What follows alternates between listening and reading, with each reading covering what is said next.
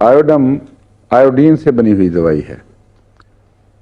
آیوڈم کی خاص علامت یہ ہے کہ جسم میں گرمی پیدا کرتی ہے، بھوک بڑھاتی ہے، اور اس کے باوجود جسم پتلا رہتا ہے، اور بعض لوگ سوکھنا شروع ہو جاتے ہیں۔ اگر اس پر آپ گلر بڑھا دیں، ایک جو یہاں کیا کہتے ہیں اس کو آپ، ہاں یہاں جو گلر کو تھائرائڈ، ہاں تھائرائڈ بڑا ہوا ہوتا ہے نا، جو بعضوں کے تو کافی بڑی بڑی چیز بن جاتے ہیں۔ نہیں پروٹیٹ نہیں، تھائرائڈ یہاں، ہاں گلر اس کو کہتے ہیں۔ وہ جو بڑھ جائے اس میں آئٹم بہت مفید ہے، مگر شرط یہی ہے جو میں نے بتائی ہے کہ گرمی ہو اور بھوک ہو اور پھر بھی جسم پہ نہ چڑھے۔ وہ لوگ جو موٹاپے سے تنگ آ جاتے ہیں، ان کو تھوڑی سی اس قسم کی بیماری ہو جائے تو بڑے مزے ہو جائیں، کیونکہ کوئی ڈائٹنگ کی ضرورت نہیں، بھوک ختم ہی نہیں ہوتی، اور جو کھائے وہ گرمی بن کے نکل جاتا ہے۔ اصل بات یہ ہے، انرجی کہیں تو جاتی ہے، ان کے ہاتھ پاؤں سارے جسم میں سے سیک نکلتا ہے۔ سلفر اور اس آئوڈم میں جو فرق ہے وہ یہ ہے کہ سلفر میں صرف کناروں سے سیک نکلتے ہیں، ہاتھوں کی ہتھیلی، پاؤں کے تلوے، سر کی چوٹی، لیکن باقی جسم ضروری نہیں گرم ہو، بلکہ اکثر نہیں ہوتا گرم۔ ایسے مریض کو سردی تو نہیں لگتی، مگر جسم میں سے کوئی سیک نہیں نکلتا، لیکن کنارے جو ہیں، جس کو کیا کہتے ہیں، اس کی خاص اصطلاح ہے، نہیں ہاں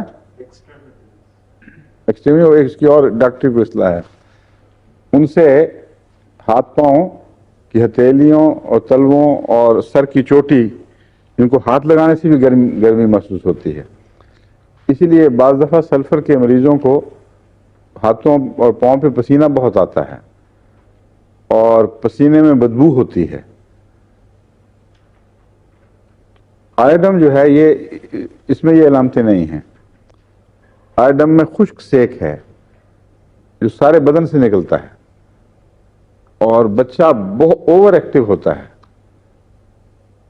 اور پھر اس کو اگر یہ بیماری ہو، گلر جس کو کہتے ہیں، یا تھائرائڈ گلینڈ، اس میں یہ چوٹی کی دوا ہے۔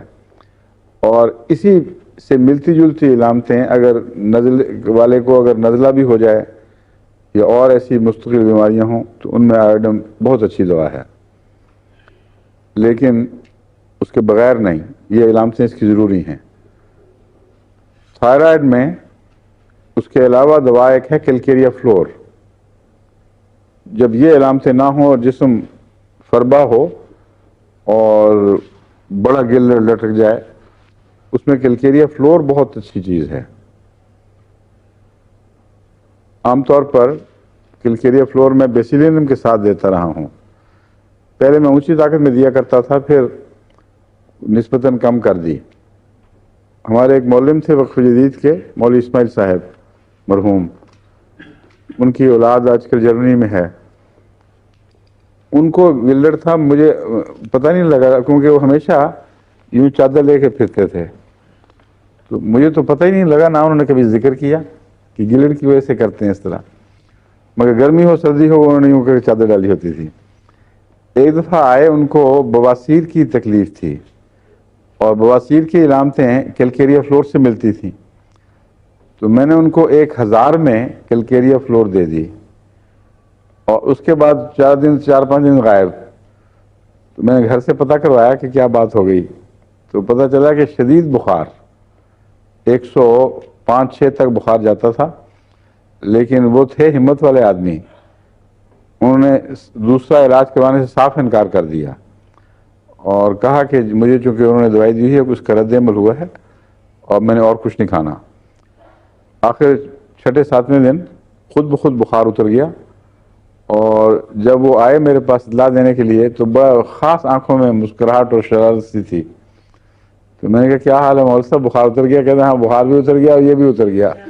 چادر اتاری تو سارا گلر گھل چکا تھا، اس کی خالی تھیلی لٹکی ہوئی تھی، اتنا تیزی سے گھلا ہے کہ اس کی تھیلی لٹک گئی، اور کچھ دیر کے بعد، کچھ 1-2 سال کے اندر وہ تھیلی بھی پھر آہستہ آہستہ سکڑ کر غائب ہو گئی.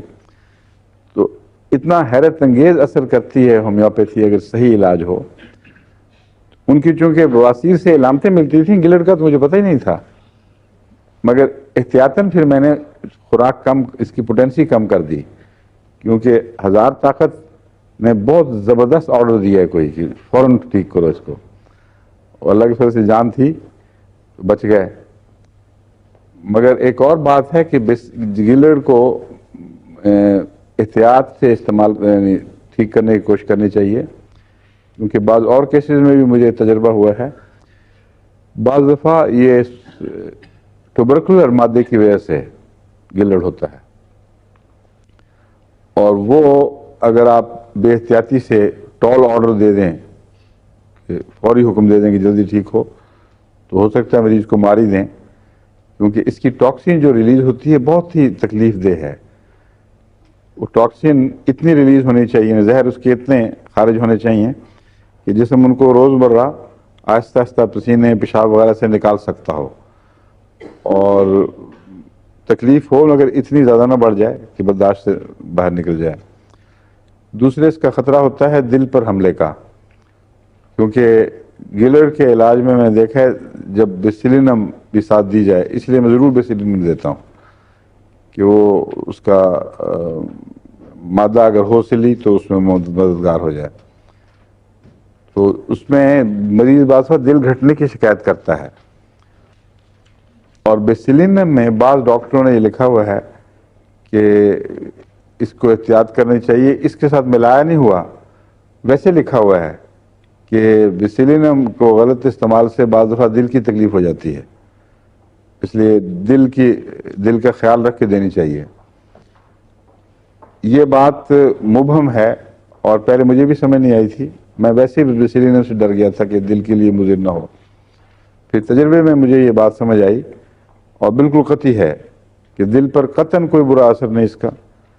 اگر ایسا زہریلا مادہ اندر موجود ہو جس کو یہ گھلانا شروع کر دے تو پھر دل پر اثر پڑتا ہے. اس کا علاج یہ ہے کہ پانی زیادہ پلایا جائے ساتھ، اور طاقت تھوڑی رکھی جائے تاکہ وہ اخراج جو ہے وہ تیزی سے نہ شروع ہو، رفتہ رفتہ ہو. اور کریٹیگس ہومیوپیتھک دوا ہے دل کی طاقت کی، وہ ساتھ شروع کرا دی جائے تو حکمت کے ساتھ بغیر کسی نقصان کے فائدہ پہنچ سکتا ہے.